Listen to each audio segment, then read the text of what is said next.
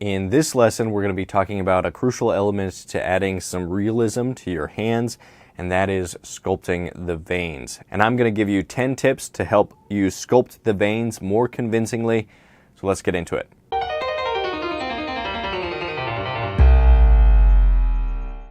Tip number 1 is understanding the anatomy. And so just like we did with the muscles, the bones, and the tendons of the hand, you could go ahead and add on the veins of the hand onto this écorché sculpture. I'm not going to do that because I feel like the veins are a little bit more subtle. They kind of dip in and out of the surface, and so I don't think it's as important to know exactly where the veins come from. A few major veins come up through the hand and then they branch out like a tree as they move out towards the fingers. So that's the main thing that you want to be looking for. As far as the names of the veins, there's the median antebrachial vein that goes up from the inside part of the forearm and then kind of branches out into what's called the superficial palmar veins. There's the basilic vein, which is more on the pinky side. Then on the back side of the hand, there's the accessory cephalic vein and the cephalic vein, which is on the back of the thumb side part of that back of the forearm. And all of these go up into what's called the dorsal venous network of the hand. So anyway, the names are confusing, they're complicated, and they're interesting to learn, but what's really important is recognizing the veins as you're sculpting. The second tip is use a reference. So this is a great tip for any type of sculpting, but with the veins, it's especially helpful to either use yourself as a reference if you're sculpting your own hand, or if you have reference images. It's important to be able to turn the references, so either a 3D model or references that have the hand turning in space, because sometimes, depending on the lighting, the veins look much more stark and that they're raised a lot more from the surface than what they actually are. So being able to see it from the side and see how much the veins are actually raised from the surface, from the side view, that's really helpful. Tip number 3 is start with a smooth surface. And by that, I don't mean a flat surface. I mean that the secondary forms of the muscles and the anatomy that comes before the veins. So with this, we're thinking about things like the fat pads of the hand or like the muscles of the wrist. Some of the tendons I like to lay in ahead of time as well. So all of those should be established, and you should have the surface somewhat smooth before you go ahead and add on these veins. So the veins are kind of the last step when it comes to the secondary forms of the sculpture. So what I like to think about is if you had to leave the sculpture without the veins, it would be pretty much ready to go and it wouldn't feel undone in any areas. That smooth surface or that finished surface allows us to add on the veins on top, and then those veins will travel along with those surface forms and it'll look a lot more natural than if you try to sculpt the veins too early on. Tip number 4 is to sketch out the veins ahead of time. So you can use a knife or a loupe tool or whatever you like to use to draw on the surface of your sculpture. Just draw in lines to give an indication of where those veins are going to be placed. Make sure they look good before you actually go and start adding on pieces of clay to represent those veins. These lines will serve as a guide to help prevent mistakes before you start adding on mass.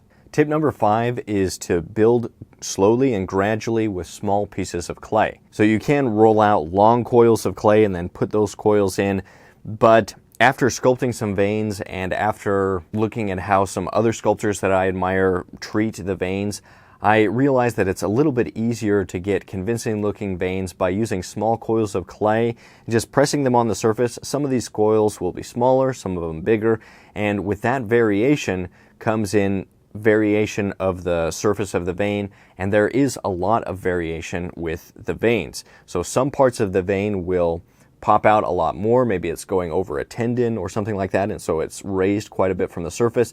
And then some places it'll almost disappear entirely, become very smooth, and then it'll pick up again. So those little variations are a little bit easier to indicate by using small pieces of clay and building up gradually. Tip number 6 is to blend the edges smoothly. And so you can use whatever tool you prefer to use to texture the sculpture.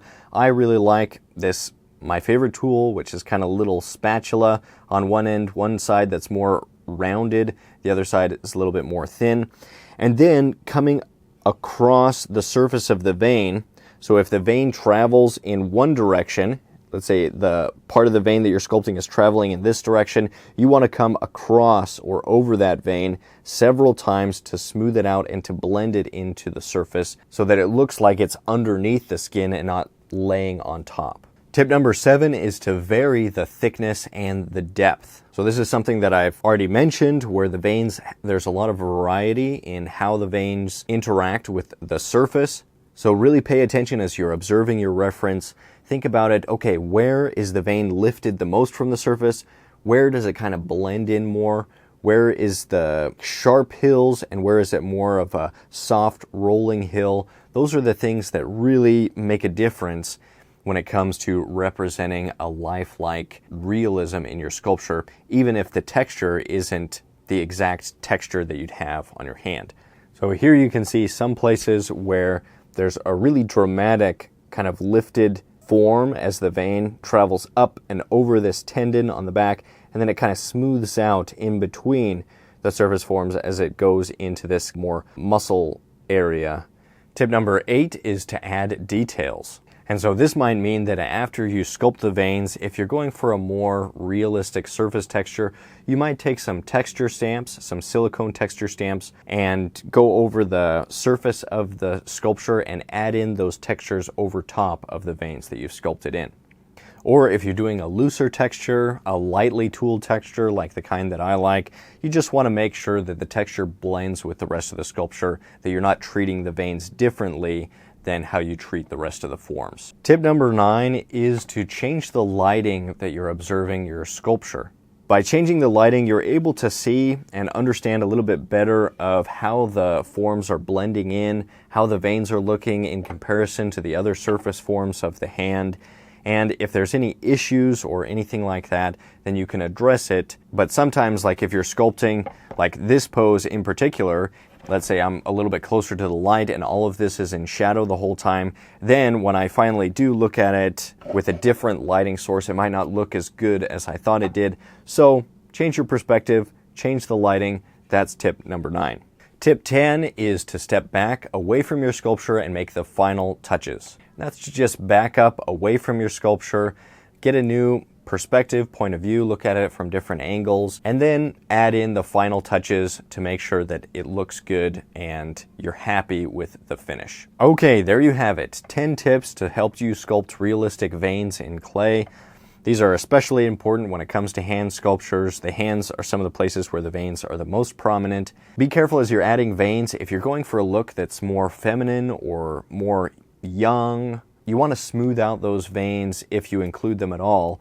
And then as people age, their hands become more vascular, so the veins are protruding more from the surface, more of an indication of those bones of the hand and the knuckles and things like that. So keep those things in mind as you're adding these types of details onto your sculpture. Hopefully you'll find these tips helpful. In the premium course, there will be exclusive lessons, additional guided demos, observable 3D models, and much more. So be sure to get the premium course by going over to proko.com/handsculpt. Stay creative, stay productive. I'll see you in the next lesson.